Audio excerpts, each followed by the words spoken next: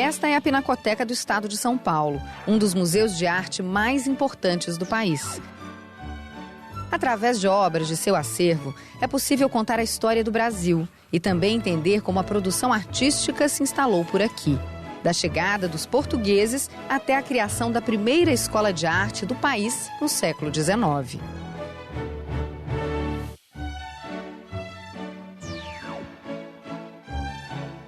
Repare nessa pintura. As figuras principais são um casal de índios, brancos e de pele rosada. É uma representação daquilo que os europeus imaginavam que seria o continente recém-descoberto. O quadro foi pintado no século XVII por um artista francês ainda não identificado pelos pesquisadores. Essa tela América justamente chama a atenção da gente para o que se imaginava sobre o Brasil, não é? Então a gente tem, por exemplo, ali um casal de índios pintado naturalmente por um artista que nunca viu um índio na vida, né? O índio está ornado com colares de pérolas, com coral. O índio tem o cabelo castanho claro, né? Meio aloirado, traços europeus, ele usa sapato.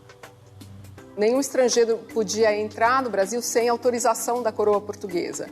Portanto, existia muita curiosidade sobre o país, né? Sobre todas as maravilhas que se dizia da América. Nisso se misturam também certas ideias um pouco equivocadas sobre a população, né, desse lugar. Então você vê, por exemplo, olha, aquela macaca que embala um filhotinho no canto da tela, e essa atitude dela está espelhada naquela mulher que amamenta a criança numa rede, né? Então ele faz essa aproximação entre o homem nativo da América e os animais. E, claro, o que ocupa o centro da cena é o elemento que mais aterrorizou os europeus, né, a respeito dos nativos brasileiros, que é a prática da antropofagia. Então você tem ali um churrasquinho de gente acontecendo ali no centro da tela. A arte produzida nos primeiros anos de colonização foi trazida pela Igreja Católica, a arte barroca. Nela vimos representados anjos, santos, figuras do imaginário religioso da Europa.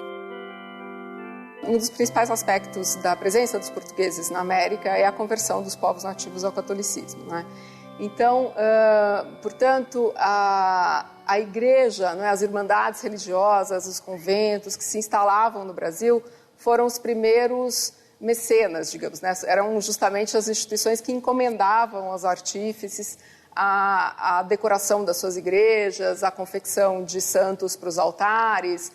E, obviamente, esses primeiros artesãos que trabalharam no Brasil eram portugueses e foram formando discípulos aqui até que, mais ou menos no século XVIII, se conseguiu constituir uma primeira escola de artistas já brasileiros, né? E aí a gente chega, por exemplo, a essa geração toda de ativa em Minas Gerais, da qual faz parte o Aleijadinho, o mestre Ataíde, e no Rio de Janeiro, principalmente, o mestre Valentim.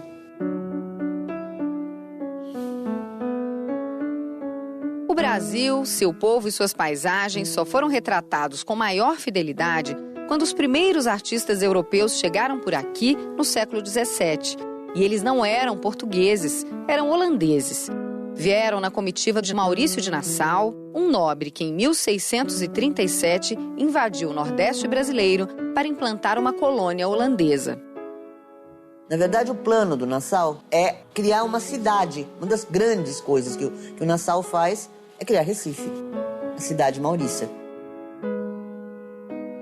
Os principais artistas trazidos por Maurício de Nassau foram Albert Eckhout e Franz Post.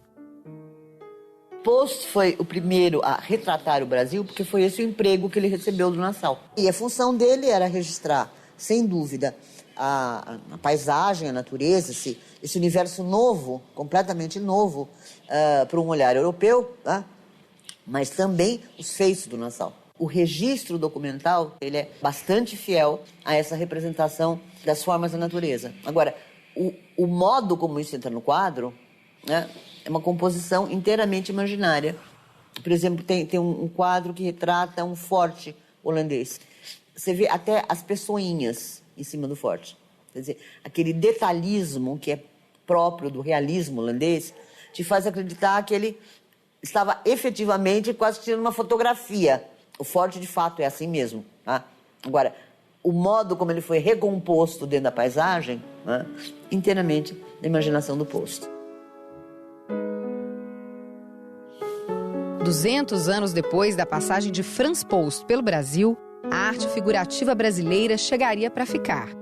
Quem trouxe foram os artistas da chamada Missão Francesa, que aportou por aqui em 1816, 8 anos depois da chegada da corte de Dom João VI ao Brasil. Muitos desses artistas vieram para cá acompanhando missões diplomáticas ou viagens científicas. Eu diria que 80% do que se produziu no século XIX sobre o Brasil diz respeito ao Rio de Janeiro.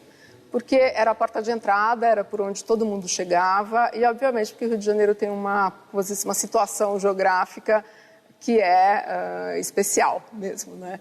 Então, como os artistas em geral passavam a maior parte do tempo lá e nem todos conseguiam avançar para o interior do país, que não eram viagens fáceis, né, naquele momento, então o Rio de Janeiro era, assim, o principal assunto dos europeus aqui. Além das paisagens e da natureza brasileira, os artistas franceses retratavam os índios, os negros, os acontecimentos históricos, o dia a dia na colônia. Jean-Baptiste Debré é o mais popular artista dessa época. Seus desenhos ilustram inúmeros livros de história do Brasil. A pintura histórica tem essa função, não é, de eternizar momentos importantes para a história de um país, e momentos principalmente que constroem esse imaginário coletivo sobre uma nação, não é? E a função do Debré no Brasil era justamente de registrar esses episódios históricos. Agora, uma pintura nunca é um retrato da situação que você observa, ela é sempre uma composição. Eu acho sempre muito curioso atentar para a narrativa que o Debré constrói nas cenas dele. Então, por exemplo, na coroação, você vê não o momento em que a coroa é colocada na cabeça do Dom Pedro, mas o momento em que o presidente do Senado apresenta para Dom Pedro a Constituição e que Dom Pedro, como imperador, jura, portanto, a obediência à Constituição. Então, ele não está só tratando de um personagem que se torna imperador, mas ele está tratando da criação de uma nação, de um pacto. O Debré foi o iniciador da pintura histórica no Brasil e foi a sua dedicação, né, de 15 anos vivendo no Brasil, foi a sua dedicação que formou a primeira geração de pintores treinados numa academia no Brasil. Os alunos mais famosos da Escola de Belas Artes foram Pedro Américo e Vitor Meirelles, artistas que fizeram obras monumentais de 2 importantes fatos históricos brasileiros: a primeira missa rezada no Brasil e a proclamação da independência. Esses 2 artistas são artistas formados por essa escola construída ou instituída pelo Debré, né, no início do século XIX. E são 2 artistas que já cumpriram todo esse aprendizado de ir para a Itália, ir para a França para se aperfeiçoar. E justamente eles pintaram essas obras na Europa. É claro que eles aprenderam todas as regras, enfim, todos os efeitos que uma pintura histórica precisaria ter para ser convincente. E o Pedro Américo principalmente, né? A pintura dele tem um sentido muito mais teatral, assim. Não é quase uma espiral que se forma e que acaba na figura do Dom Pedro levantando a espada, não é? Justamente para dar esse sentido grandioso e glorioso do acontecido.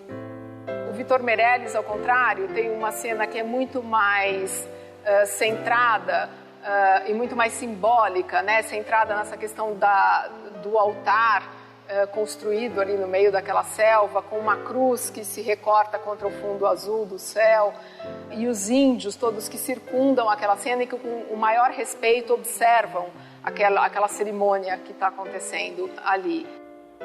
São cenas que não foram observadas por eles e foram imaginadas por eles e que se tornaram, na verdade, parte da nossa imaginação. Hoje a gente acredita que elas aconteceram daquele jeito por causa desses 2 pintores.